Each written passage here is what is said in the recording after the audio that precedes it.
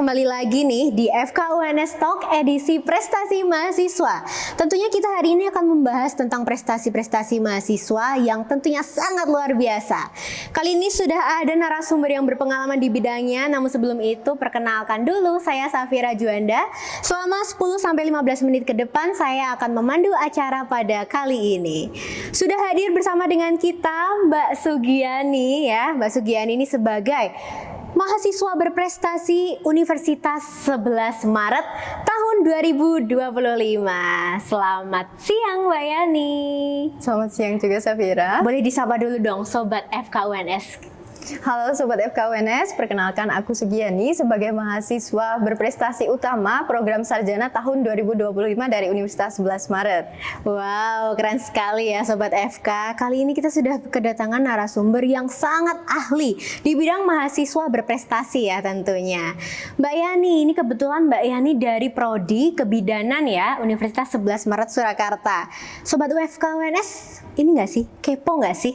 Apa itu kebidanan di FKUNS? Mungkin spill dikit dong Mbak tentang kegiatan-kegiatan di kebidanan FKUNS. Oke, jadi di program studi kebidanan itu kita memang berfokusnya itu ke kesehatan maternitas dan juga neonatal. Tapi di sini juga kami diminta untuk belajar lebih lanjut terkait dengan inovasi dalam bidang kesehatan, terutamanya kesehatan ibu dan anak dan juga pada komunitas. Jadi mahasiswa kebidanan itu sesuai dengan visi dan misi dari program studi kebidanan itu kami diminta untuk bisa berkontribusi secara nyata memberikan produk-produk yang mungkin bisa bermanfaat untuk bisa menunjang kesehatan ibu dan anak yang ada di sekitar masyarakat kita dan juga berfokus pada pelayanan kesehatan yang ada di masyarakat. Seperti itu nih Sobat FK. Sedikit kilas lah tentang kebidanan di FKUNS. Kalau kegiatan-kegiatannya ini asik-asik nggak sih Mbak? Skill lab-nya mungkin ya, atau mungkin kegiatan UKM-nya di kebidanan itu seperti apa? Kalau untuk kegiatan skill lab-nya sendiri tentu saja seru ya, karena kita memang diajarkan untuk bisa memberikan tindakan dan pelayanan secara langsung kepada ibu dan anak di seluruh siklus kehidupan wanita. Kemudian untuk UKM sendiri yang ada di program studi kebidanan itu juga banyak. Terutamanya kita juga tergabung dalam fakultas kedokteran. Jadi UKM-nya itu tidak hanya berfokus di program studi, yaitu di himpunan mahasiswa kebidanan atau yang biasa disebut Himadan, tetapi juga di UKM yang ada di fakultas kedokteran. Salah satunya kemarin yang saya ikuti itu ada di Dewan Mahasiswa Fakultas Kedokteran, seperti itu. Oke, jadi juga memberikan kesempatan gitu ya kepada seluruh mahasiswa untuk bisa mengikuti UKM-UKM yang ada di Fakultas Kedokteran. Betul sekali. Oke, Mbak Yani, kalau kita lihat dari jawabannya nih ya, itu sudah tertuang bibit-bibit mahasiswa berprestasi gitu ya.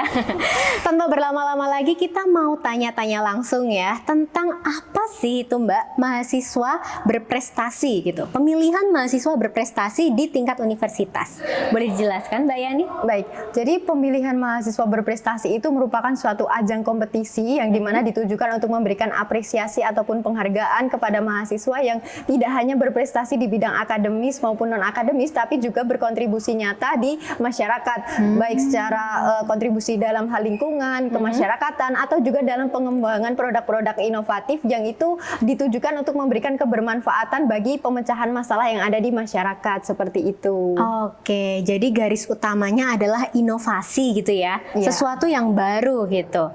Nah, mungkin kita lanjut ke pertanyaan kedua ya Mbak ya, terkait dengan peserta yang ikut pemilihan mahasiswa berprestasi. Itu ada berapa sih Mbak saingan Mbak itu? Jadi kemarin kalau yang dari tingkat universitas itu, dari finalis kami itu ada 12, terdiri dari 6 dari program sarjana, kemudian 6 dari program diploma. Nah, jadi di sini itu kami diminta untuk saling berkompetisi, menunjukkan keunggulan masing-masing dan ciri khas masing-masing dari prestasi yang kami miliki, seperti itu. Wow, jadi ber-12 itu tentunya sudah dipilih terbaik per fakultas ya Mbak ya? Betul sekali. Oke, jadi per fakultas ambil satu atau berapa delegasi yang diambil dari fakultas? Jadi kalau kemarin itu kan pemilihan mahasiswa berprestasi ini berjenjang ya, dimulai dari pendelegasian program studi ke fakultas, kemudian dari fakultas itu akan memberikan delegasi sebanyak 2 mahasiswa untuk dilakukan dex evaluation ke tingkat universitas. Nah, dari universitas nanti dia akan menentukan ada sebanyak 6 finalis dari masing-masing program, yaitu sarjana dan diploma. Oke. Jadi lumayan berat ya kalau dipikir-pikir ya saingannya ya. Tapi Mbak Yani ini berhasil untuk menjadi juara 1 gitu ya pemilihan mahasiswa berprestasi tingkat universitas. Selanjutnya Mbak ya, pertanyaan yang ketiga gitu. Apa saja nih komponen yang dinilai dalam pemilihan mahasiswa berprestasi? Oke, jadi kalau untuk pemilihan mahasiswa berprestasi dari tingkat universitas kemarin itu kami ada penilaian dalam hal capaian unggulan, yaitu berisi terkait dengan apa achievement yang udah dicapai oleh mahasiswa tersebut. Jadi ada beberapa kategori, dia bisa dari kompetisi, kemudian penghargaan, hasil karya, pengabdian masyarakat, seperti itu. Kemudian juga ada gagasan kreatif untuk yang program sarjana. Nah, dari situ kami diminta untuk membuat suatu gagasan dan itu harus memecahkan suatu permasalahan yang kami usung seperti itu. Jadi dia terkait dengan isu yang ada di masyarakat dan kami memberikan suatu ide kreatif untuk memecahkan masalah tersebut. Kemudian ada juga terkait dengan kemampuan berbahasa Inggris. Jadi ada presentasi menggunakan bahasa Inggris untuk menilai bagaimana kemampuan bahasa Inggris dari mahasiswa berprestasi ini nantinya. Seperti itu. Wait. Itu bahasa Inggris itu dalam artian kita presentasi pakai bahasa Inggris gitu? Betul sekali. Full bahasa Inggris? Iya. Keren banget, wow luar biasa. Jadi nih ya Sobat FK yang mau jadi mahasiswa berprestasi ya tahun-tahun depan, dipersiapkan mulai dari sekarang. Inggrisnya harus bener ya, itu grammarnya harus dinilai juga nggak tuh Mbak? Ada juga ya? Karena komponen penilaiannya itu meliputi dari akurasi, pronunciation, dan juga ketepatan jawabannya seperti itu. Wow, oke ini bisa nyicil ya untuk mahasiswa Sobat FK UNS yang mau lanjut jejaknya Mbak Yani nih. Penting banget untuk belajar bahasa Inggris mulai dari sekarang ya Mbak ya. Betul sekali. Oke, kita lanjut ke pertanyaan selanjutnya. Bagaimana nih Mbak perjalanan awal Mbak Sugiani gitu dalam mempersiapkan Pilmapres pada tahun ini? Kalau untuk dari perjalanan di Pilmapres itu sebenarnya panjang ya, karena sebenarnya saya udah pernah ikut pemilihan mahasiswa berprestasi di Fakultas Kedokteran tahun 2023 waktu masih di tingkat 2. Oh, 2 tahun lalu ya? Iya, betul sekali. Waktu itu saya masih di semester 3, tapi karena kan memang belum memiliki capaian unggulan yang mencukupi untuk bisa lanjut ke tingkat universitas, akhirnya di semester 4, 5 ini mempersiapkan lebih lanjut terkait dengan kompetisi ataupun hasil karya yang mungkin bisa untuk menambah poin di capaian unggulan itu sendiri. Akhirnya di tahun 2025 ini mencoba untuk mendaftar lagi dan alhamdulillahnya menjadi rezeki untuk menjadi mahasiswa berprestasi. Keren sekali Mbak Yani ini teman-teman. Jadi tadi disebutkan juga ya terkait dengan capaian unggulan gitu. Boleh tahu nggak sih Mbak capaian unggulan itu yang dimaksud apa aja gitu?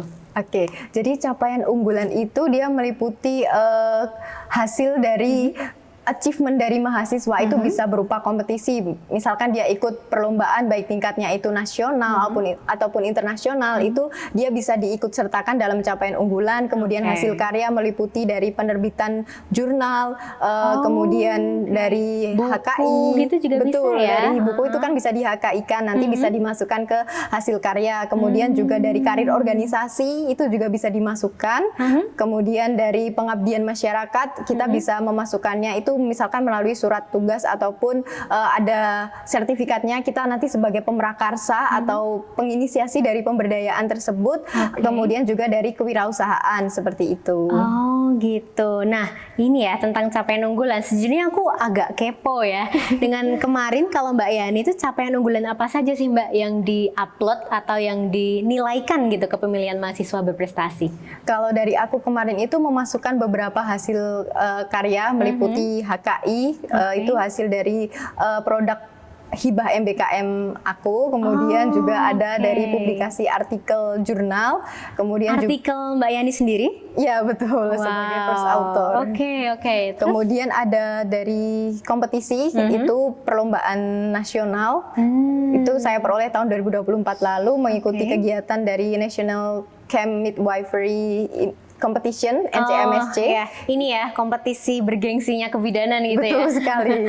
Kebidanan pasti tahu ini. Kebidanan pasti tahu ya. Oke, ada lagi Mbak? Terus karir organisasi sebagai Sekretaris Jenderal dari Dewan Mahasiswa Fakultas Kedokteran.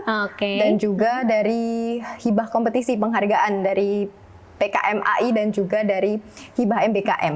Wow, nggak main-main teman-teman ya. Seluruh Sobat FK ini harus tahu nih, Mbak Yani ternyata memang sebanyak itu capaian unggulannya gitu ya. Jadi memang kalau capaian unggulan ini kita nggak bisa dapatkan dalam satu waktu ya Mbak ya. Betul sekali. Perlu persiapan mungkin sekitar 1 sampai 2 tahun, bahkan di tahun 2023 kemarin ya Mbak ya. Iya. Mbak Yani udah pernah nyoba, cuman mungkin belum maksimal ya di capaian unggulan. Betul Tapi kali ini maju lagi dan langsung jadi juara 1.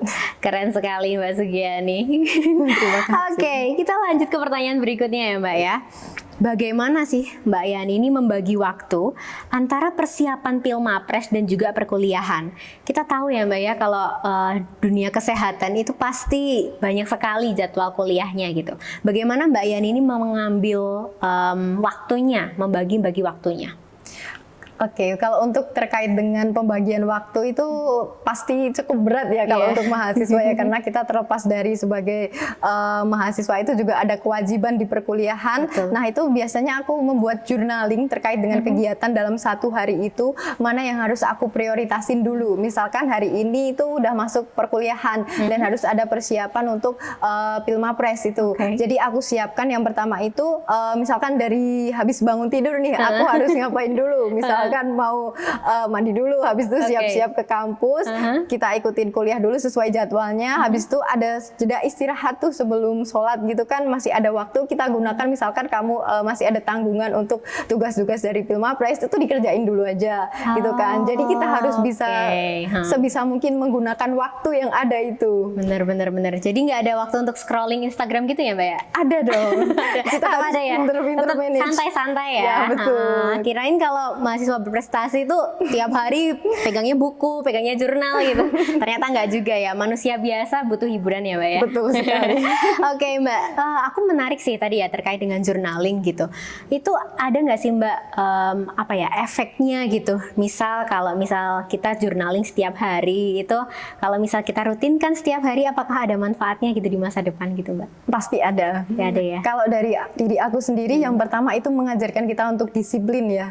Karena kan gimana ya, waktu itu kan sangat berharga. Betul. 1 menit aja itu kita bisa menghasilkan suatu pemikiran yang mungkin itu bisa berdampak untuk masyarakat kan ya. Setuju. Selain itu juga, selain membentuk kedisiplinan, yang kedua itu dengan memanage waktu melalui journaling itu kita bisa merasa kalau hari-hari kita itu ternyata produktif. Jadi kita nggak selalu procrastination gitu kan, menunda-nunda. Jadi kita bisa melihat track kita hari ini, oh aku sudah mencapai ini dan ini. Jadi kamu bisa ada kebanggaan tersendiri bahwa kamu itu mengusahakan apa yang kamu ingin capai, seperti itu. Setuju banget sih, tapi nggak gampang nggak sih Mbak untuk memulai journaling itu? Betul. Iya kan ya. Nah ini bisa jadi tips juga untuk Sobat FK yang mungkin masih malas-malesan gitu ya, tidur-tiduran di kasur. Cobain deh journaling gitu, rasain manfaatnya kayak apa. Siapa tahu nanti tahun depan bisa ikut Pilmapres kayak Mbak Sugiani lagi. Oke, kita lanjut ke pertanyaan berikutnya ya Mbak. Karena sepertinya kita butuh waktu banyak untuk pertanyaan sekitar 100 ini ya. Oke, Mbak Yani, tadi terkait dengan capaian unggulan ya di Pilmapres. Terus aku pengen tanya tentang gagasan kreatif yang sudah dibuat oleh Mbak Sugiani gitu ya. Karena itu merupakan salah satu komponen penugasan yang wajib dikerjakan oleh seluruh mahasiswa berprestasi. Betul. Mbak Yani, gagasan kreatifnya ambil tema apa ini Mbak? Jadi kalau untuk gagasan kreatif aku kemarin itu mengambil tema terkait dengan sebuah inovasi dalam bidang teknologi yang dia ditujukan untuk pemberian intervensi pendidikan seksual komprehensif pada remaja.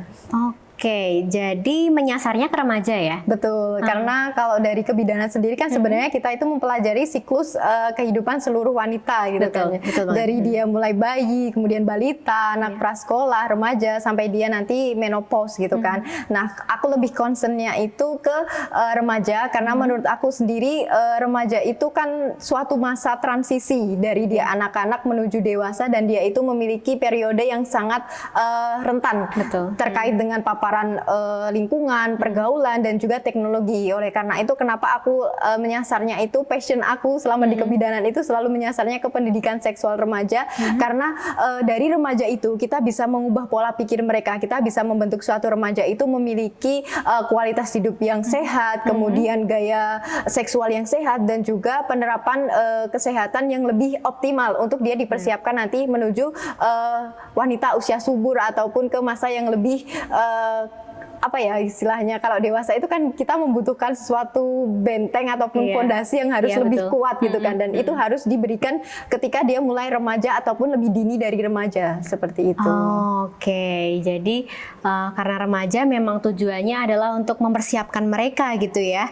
Ini sesuai juga ya dengan SGD dan juga Indonesia Emas di 2045 gitu ya. Betul. Karena kan ingin menyongsong anak-anak Indonesia gitu, generasi emas penerus bangsa untuk bisa menjadi bibit-bibit pemimpin yang baik untuk Indonesia nantinya. Betul. Ya Mbak ya.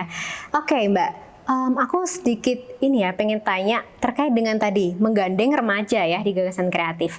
Itu ada nggak sih Mbak beberapa stakeholder yang Mbak Yani pilih dalam penggagasan gagasan kreatif milik Mbak Yani ini? Tentu saja ada. Kalau untuk stakeholdernya itu terlepas dari lembaga-lembaga yang dia terafiliasi oleh pemerintah, misalkan Kemenkes atau BKKBN, itu aku juga menginisiasikan stakeholdernya itu bisa dia berada di daerah-daerah gitu, misalkan dari DPA 32KB itu kan dia kan juga concernnya ke perempuan dan juga anak, kemudian ke forum anak.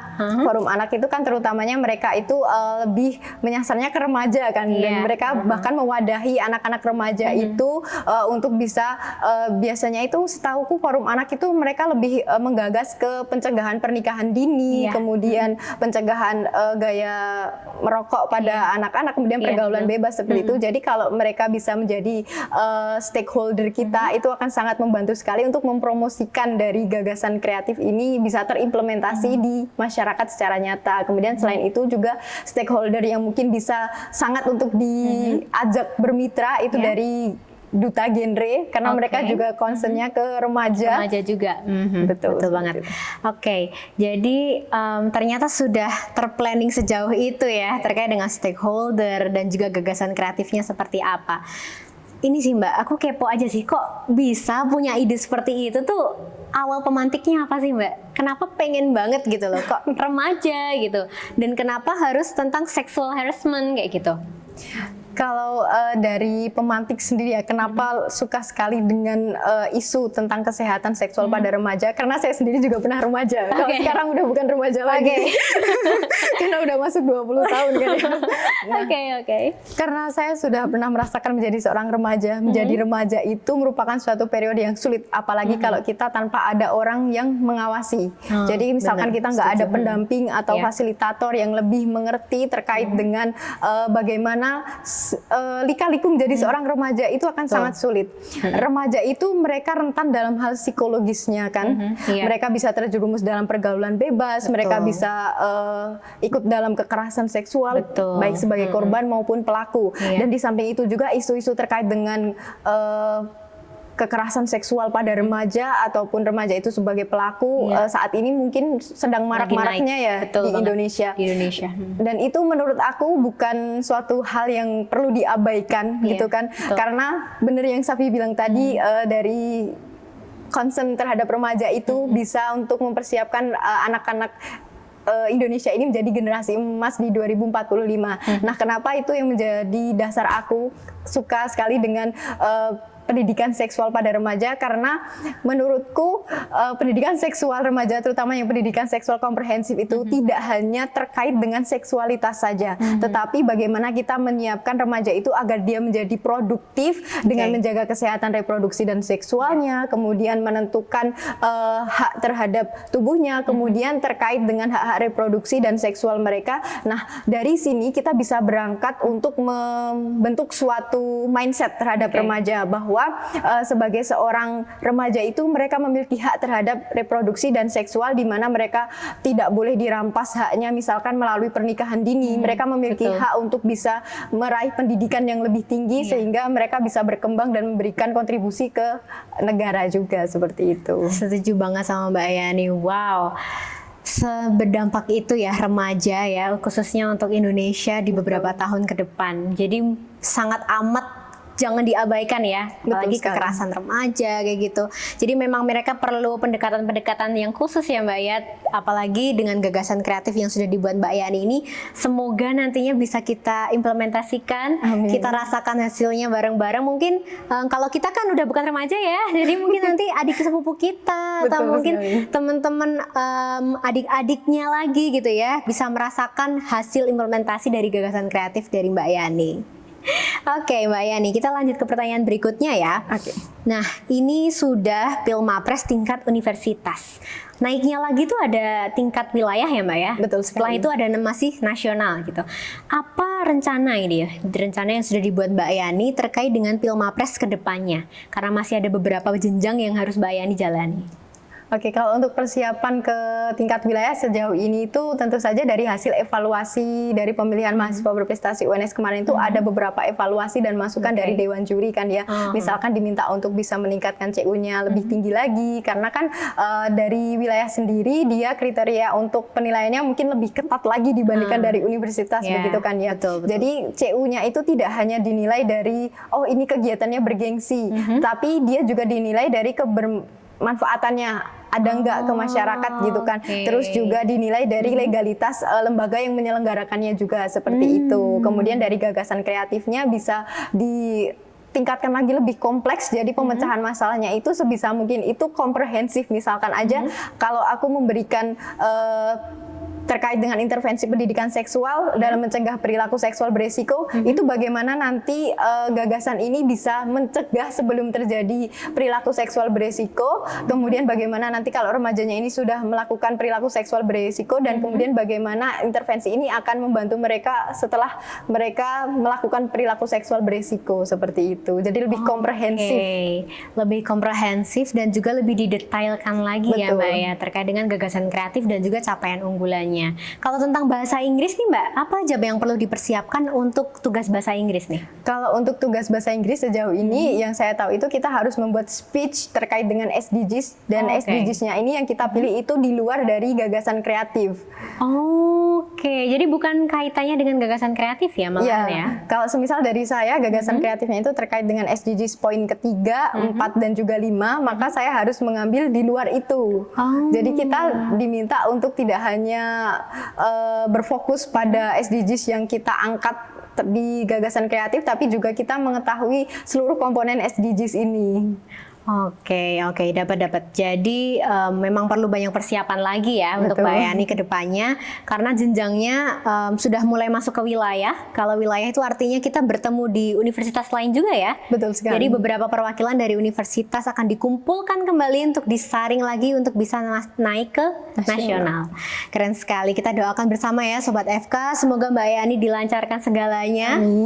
Semoga bisa membawa piala lagi untuk FK UNS. Amin, amin, amin.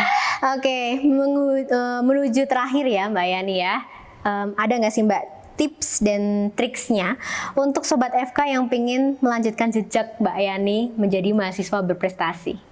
Kalau untuk tips and triknya itu yang pertama itu teman-teman jangan berhenti untuk terus mencoba ya. Jadi semisal teman-teman itu gagal dalam suatu kompetisi itu jangan berusaha untuk menyerah, tapi tetap optimis, coba lagi, cari lagi kesempatan, kita usahakan. Teman-teman harus juga meletakkan mindset, oh aku pengen jadi mahasiswa berprestasi, jadi aku harus cari tahu bagaimana aku bisa jadi mahasiswa berprestasi. Dari pengetahuan yang kita tahu terkait dengan Mapres ini nanti kita pasti akan terpatik niat mau mencoba lebih lanjut gitu kan. Kemudian yang kedua mencari relasi dari mungkin kakak tingkat ataupun dari teman-teman yang mungkin berkecimpung juga dalam dunia prestasi dari mahasiswa berprestasi itu kita bisa tanya-tanya terkait dengan persiapannya seperti itu. Kemudian juga teman-teman jangan lelah untuk apa ya istilahnya itu mencari bantuan dari dosen gitu kan. Kita sebagai mahasiswa itu harus menjadi temannya dosen. Oke, tapi kita berhak untuk mencari dosen pembimbing, Mbak? Berhak. Oh, jadi teman-teman harus sebisa mungkin memanfaatkan privilege yang kita punya sebagai mahasiswa itu untuk bisa mengembangkan diri. Jadi teman-teman harus banyak belajar dari dosen-dosen yang mungkin teman-teman merasa itu oh dengan ibu ini atau bapak ini aku bisa enak untuk istilahnya ngobrol ya, ataupun berbagi membicarakan. ide, Iya, sharing terkait dengan gimana teman-teman kedepannya mau mengembangkan suatu produk ataupun penelitian. Teman-teman harus berani untuk bisa mengungkapkan ide kalian gitu. Karena apa? Dosen itu merupakan suatu pintu bagi kalian itu untuk bisa meraih jenjang yang lebih tinggi dalam hal kompetisi gitu kan ya. Kita sebagai mahasiswa itu masih terbatas dalam pengetahuan dan juga keterampilan. Nah, dari dosen Dari ini kita dosen, bisa belajar lebih lanjut. Oh, misalkan kamu punya ide ini, apa sih yang kurang dari POV orang lain gitu kan, terutamanya yang mereka lebih pakar gitu. Jadi teman-teman itu akan lebih terbentuk mindset yang terstruktur dan jadi lebih ibaratnya kalau teman-teman mau achieve sesuatu itu bisa terlihat lebih nyata. Oh, ini bisa realistis tercapai gitu. Karena kalau kebanyakan ide tapi dia sulit untuk tercapai, itu kan dampaknya berarti nol besar. Itu berarti idenya beresiko. Oke. Berarti dari Mbak Yani sendiri ini ya didampingi oleh dosen dari kebidanan maupun kedokteran ya?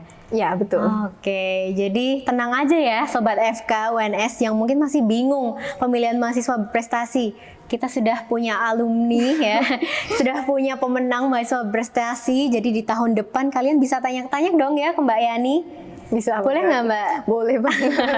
Dan juga jangan lupa untuk tanya ke dosen pembimbing masing-masing ya. Itu boleh milih atau kita ditentukan gitu Mbak? Kalau kamu berarti sama dosen ini kayak gitu? Boleh milih. Boleh milih. Boleh milih. Oke, jadi ini keputusan kalian untuk menjadi mahasiswa berprestasi. Silahkan dimanfaatkan kesempatannya, cari dosen pembimbingnya dan juga cari Mbak Yani untuk tanya-tanya ke depannya mau seperti apa. Boleh banget.